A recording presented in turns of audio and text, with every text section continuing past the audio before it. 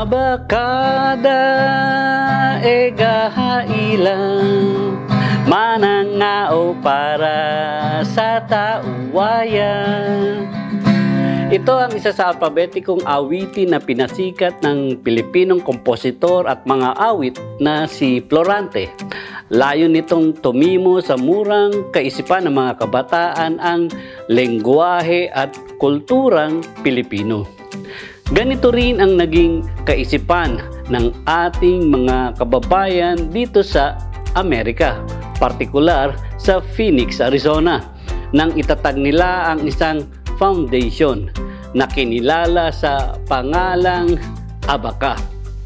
Isang non-government organization o mas pamilyar na tawag dito na isang 501c3. Magandang araw, welcome sa kakaibang kwentong aming ihahatid sa inyo dito sa Profile Overseas Diaries. Ako si Dong Robles.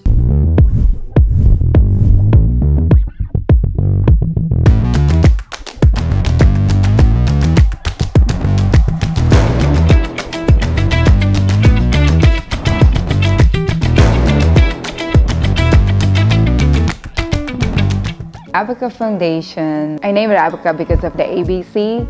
So it's like Abaca, ABC, and with speech, it's easier to remember if you only have at least 3 syllables. That's how, so I decided I'm gonna make it Abaca instead of Abacada because that's the way English people or not Filipino speaking people, they won't be able to say if you add another syllable. That's how the name was formed. Pagkilala, pagsasabuhay at pagpapaunlad ng kulturang Pilipino sa pamamagitan ng musika at paggamit ng sariling wika ang itinuturing na misyon ng Abaca Foundation para sa mga batang Pinoy na sa Amerika isinilang. Layunin nito na ikintal sa murang isip ng mga bata ang kulturang kanilang pinagugatan at ang lahing kanilang pinanggalingan. Ngunit bago ito nag-evolve sa ganitong kamaharlikang layunin, nagsimula muna ito sa pagnanais ni Marcy Goma na imulat at itaguyod sa kanyang sariling anak ang sariling atin. My main goal is actually for my daughter to learn Filipino language and learn the culture that we have in the Philippines, because I also wanted to make sure that when we go back to the Philippines, we'll be able to understand the language. Unfortunately, it was hard. It was hard teaching your child if she's the only one. I mean, I just felt like if I open it to the public, to everyone, then it'll be easier for her to learn the language. And it kind of did, and it evolved to teaching music, because I realized that kids learn through music, through Filipino music, and then so we went from there. Like, want to learn the language, we'll learn the lyrics of the music, and then we explain the meaning of the song, and then kids start asking, I guess, curiosity in what they're singing. Hindi kaila at talaga namang nakakalungkot na mayorya sa mga second generation Filipino ang mga Pilipinong isinilang sa Amerika o maging sa ibang bansa ay hindi na nakapagsasalita ng sarili nitong wika. Isa itong nakakaalarmang katotohanan dahil ang pagkalimot sa sariling wika ay indikasyon ng tuluyang pagkakaputol at pagkawala ng koneksyon sa kulturang ating pinanggalingan. Ito ang isyong pinagsisikapang kilusan at itama ng Abaca Foundation. Learning language is not easy, especially if you don't need it. If you don't need it, why should you learn it? That's what I think, maybe not a problem, but that's why Filipinos, most Filipino American kids do not speak the language, because when you're in the US or any other English-speaking country, and then in comparison to other languages like the Chinese, like the Hispanic people, the Vietnamese, most of their parents, they don't speak the language. So because they don't speak the language, the kids are like forced to learn the language, like their parents' language so they can communicate.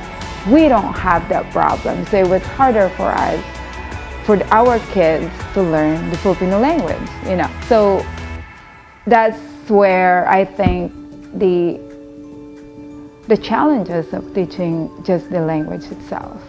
Like when they're in my house, when the kids are in my house, like we'll only speak, you know, Filipino, and it was really hard because then I have to, like, instead of getting it done in an hour, you get it done like in 5 hours because you're explaining it at the same time. So things like that.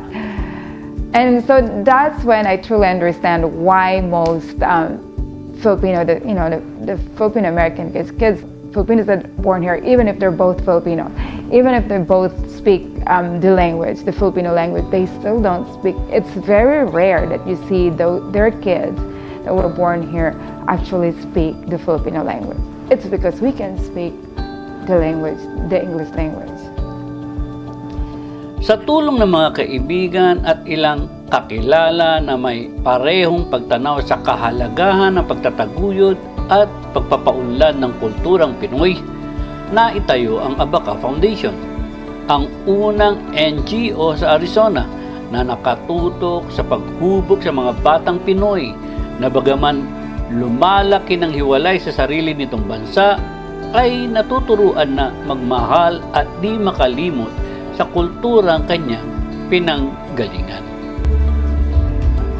So when we started, I actually just offered it to friends, kids, you know, friends, you know, neighbors. So that's how we started. We started in my friend's house, Leda. So we started there, and we were just asking for donations. We asked for snacks because you know how kids are; they always want to eat.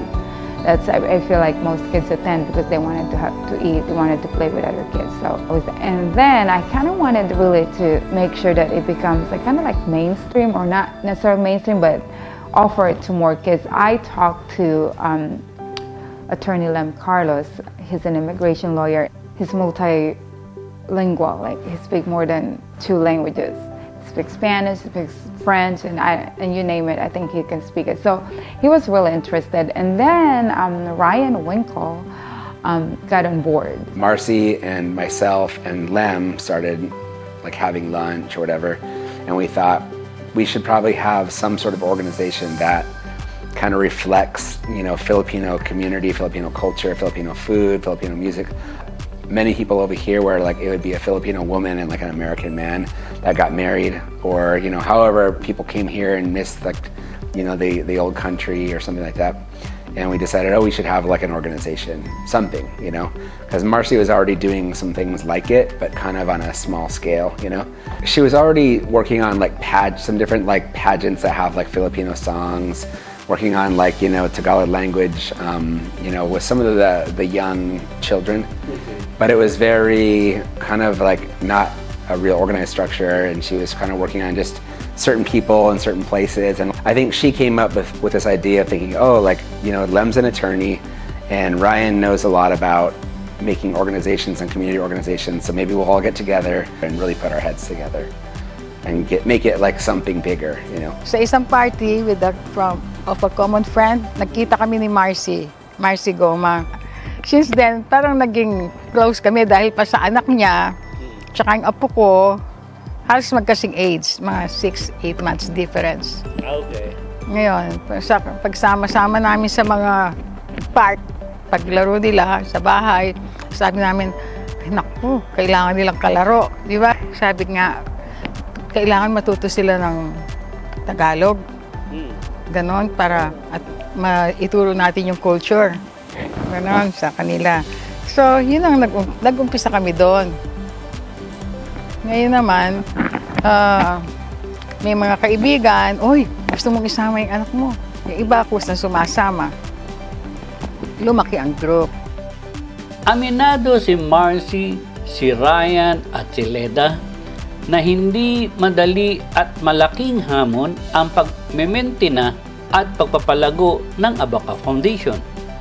Katulad ng kahit anumang organisasyon, nangangailangan ito ng sapat na pondo para sa mga gawain at programa nito.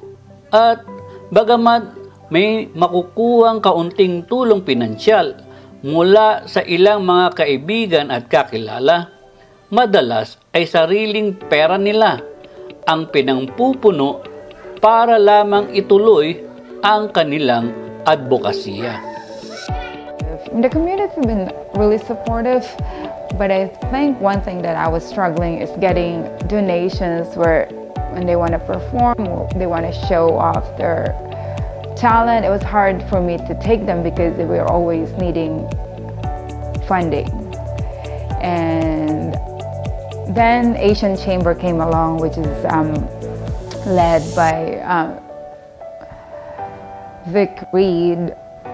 And so they started helping us, how to get money. I mean, it's not much, but we're getting, a little, help from the community. And then from the business, Filipino business people, I would ask like a little this, like 100 here, 100 there. Then able to put together like the instruments. I would ask, hey, I want to get some instruments. And then, so that's pretty much, but pretty much I spent my own money to really get started. Sometimes Marcy like, oh, I need to find like a hall to use. Can you find one? And I'm like, yeah, I'll go find one. Or she'd say, we need to have like this much money to get this. And I said, oh, okay, let's work on that. When she wanted to get more bandurias, she was like, we need like 8 of them, and they're gonna go to the Philippines, so we need like this much money or something, Ang aming board member na si Lemuel at saka si Ryan Winkle. Very supportive sila. Sa ibang school, sa mga civic center, mga kaibigan nila tumutulong sa amin. Ang monetary dyan, yung mga parents, sabihin mo, nagdo-donate monthly, magkano lang. Pero kung humihingi ng mga donation para anuhin mo yung baka wala support, yung isang school, bahay namin, doon kami namin ginawa yun, walang rent doon. Yun. Tapos nga, si Lemuel, may mga kaibigan sa mga civic center, bibigyan kaming oras doon. Wala kaming, at yung mga teachers na nagturo, yung mga tumutulong sa amin, volunteer. Sa 15 taong itinakbo ng grupo, naging masigla, aktibo at hitik sa mga batang miyembro ang ABACA. Mula nang ito ay itinayo hanggang sa magsilakihan ng mga bata na karamihan sa ngayon ay mga teenagers na at may ganap ng pagpapahalaga sa sariling wika at kulturang pinanggalingan. So from there, nakilala kami, parating may imbitasyon sa mga bandurya, ang aming performance sa mga iba-ibang events. Kung mayroong beauty pageant, may mga community events, ganon, andun kami. Ang mga bata ang yung nagsasawa sa practice, tapos yung sunod-sunod ang mga event na sinasalihan na. Very active. Obviously, a lot of the original children are now not children anymore. They're young adults.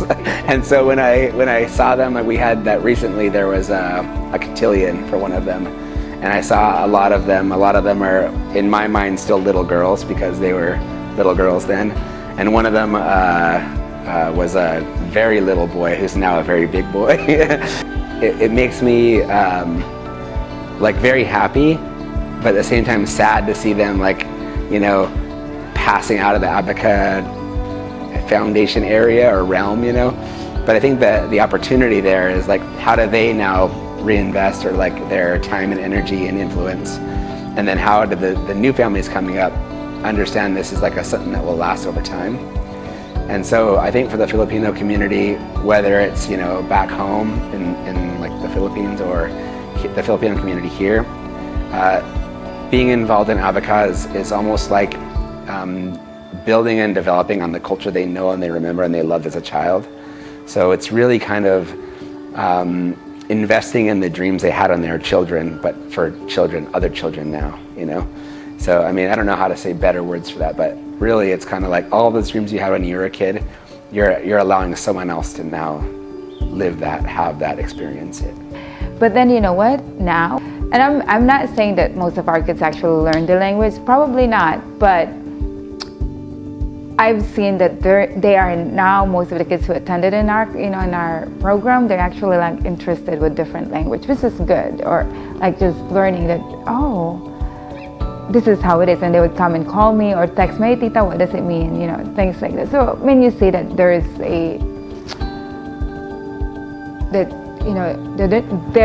there is the interest there, like Nagkaroon sila ng mga self-confidence yung mga bata. Na-develop yung kanilang leadership. Tsaka yung mga talents nila na-discover. Ganun. Nakatulong sa kanila na-enhance ang personality nila. Actually, yung mga bata, marunong sila ng ating mga kinagisna na pamano-mano, pa-opo-opo. Yun, malaking contribution yun sa generation na yan. Yan. Matuto pa rin yung maging masunurin sa kahit pa paano, susunod pa rin sa magulang. Kasi dito, wala na yun eh. Sa ngayon, isang digital platform ang nakikitang bagong anyo ng programang Kinikilusan ng Abaka. Ito'y para mas mapalawak pa ang magiging sakop ng impluwensya, para mas ma-encourage ang ating mga kababayan, hindi lamang dito sa Arizona, kundi maging saan mang bahagi ng estado dito sa Amerika. right now we're working on funding, so maybe we can offer, you know, through social media, I guess, like YouTube. We can offer it to more kids, not just kids that are coming in at my house or in the classroom, but we can definitely, hopefully, offer it for free online, which is, you know, where we are now, you know, the AI generation. So if we can do that, it'll be better. So maybe it'll be better for us to preserve the culture. If they can learn the instrument through online, if they can, you know, and there will be a teacher doing it at her, you know, at the privacy of her home, and we can, you know, like maybe pay those teachers if we have the funding. So I don't know, but it's already in, you know, in the making, I guess. The plan is there. So hopefully we'll get it done by the end of this year and launch it early next year. Sa kanyang pagtatapos, narito ang panawagan ni Marcy para sa Abaka Foundation. To everyone, we visit our website. It's www.abakafoundation.org. We are a non-profit organization, 501c3. So if you want, you know, if you feel like donating, you may donate, and that's always you can always get a write-off. You know, your taxes. We always send receipt, and so it would be really it will really help us if we get, you know, like funding, and then we can offer more to more people, more kids, new generation, not to forget how wonderful Filipino culture is.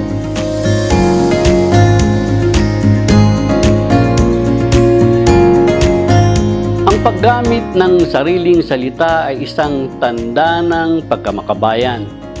Sa sariling wika rin nakatanim at nananalaytay ang malalim na kultura at kasaysayan ng kahit anong bansa.